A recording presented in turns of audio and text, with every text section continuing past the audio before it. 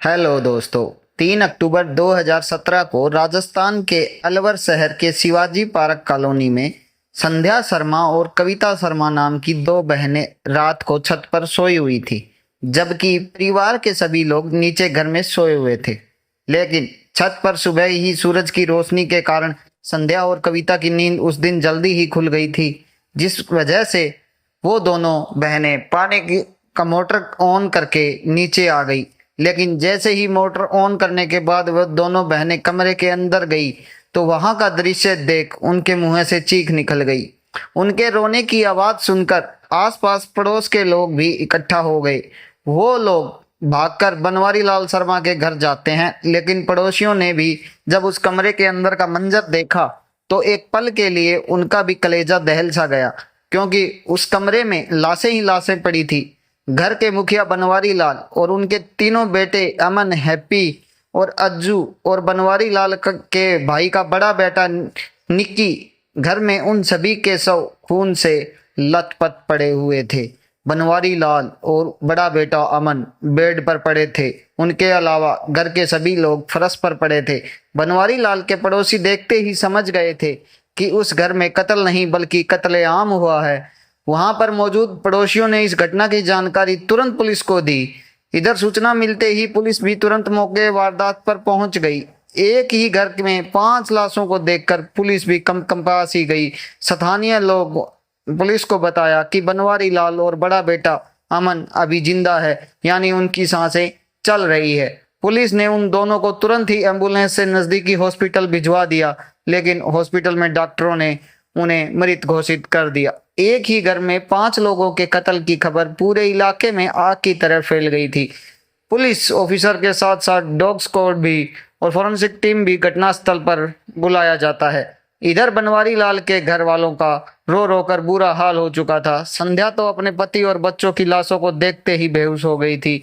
वह बार बार बेहोश हो रही थी, जिसकी वजह से उसको भी हॉस्पिटल में भर्ती करवाया गया। इसके बाद पुलिस और फोरेंसिक टीम उस घर की बारीकी से जांच करते हैं। कमरे में हर तरफ खून के धब्बे थे। घर की दीवारें, फर्श, बेड और बिस्तर सब कुछ लाल रंग से रंगा हुआ था। इसके अलावा फोरेंसिक टीम को दीवारों पर कुछ भी फिंगरप्रिंट्स मिलते हैं और कुछ सामान भी अपनी जगह से इधर उधर था। उस सामान से भी फिंगरप्रिंट उठाए जाते हैं, क्योंकि 2 शवों को तो पहले ही हॉस्पिटल भिजवा दिया गया था।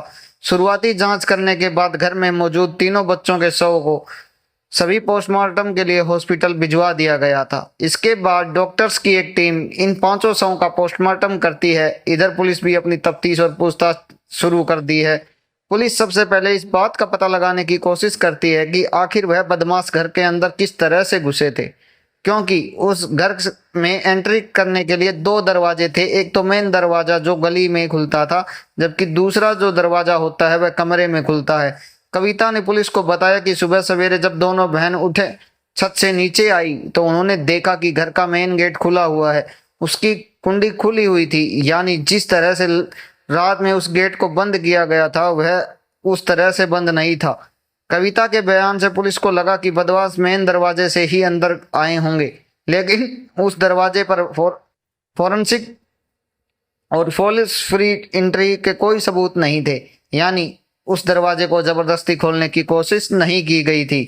तो क्या दरवाजे को अंदर से ही खोला गया था? क्योंकि ऐसा सामूहिक कत्ल कोई भी अकेला इंसान तो नहीं कर सकता। जरूर इसमें कुछ लोग शामिल रहे होंगे, लेकिन अब यह सवाल है कि जब यह वारदात हुई तो उस समय किसी ने उनकी चीख पुकार या हाथापाई की आवाज छत पर सो रही कविता और संध्या को तो जरूर सुनाई देनी चाहिए थी। पड़ोसियों का यही कहना था कि इन्होंने भी इस घर में किसी तरह की कोई आवाज नहीं सुनी। यही नहीं बल्कि फर्स्ट फ्लोर पर कमरे में सो रहे बनवारी लाल के परिवार वालों ने भी कोई आवाज नहीं सुनी थी। यह घटना 2 और 3 अक्टूबर के दरमियानी रात को हुई थी। उस रात बनवारी लाल के छोटे भाई मुकेश घर पर मौजूद नहीं थे। मुकेश इस घटना से 3 दिन पहले ही अपने काम के लिए शहर से बाहर चला गया था।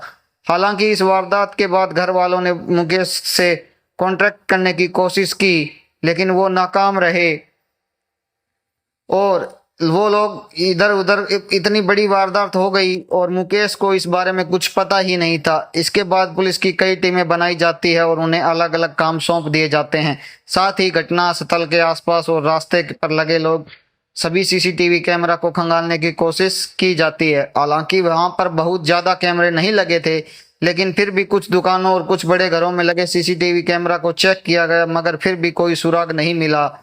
क्यों? उन सीसीटीवी कैमरों में कोई भी सस्पेक्ट नजर नहीं आ रहा था।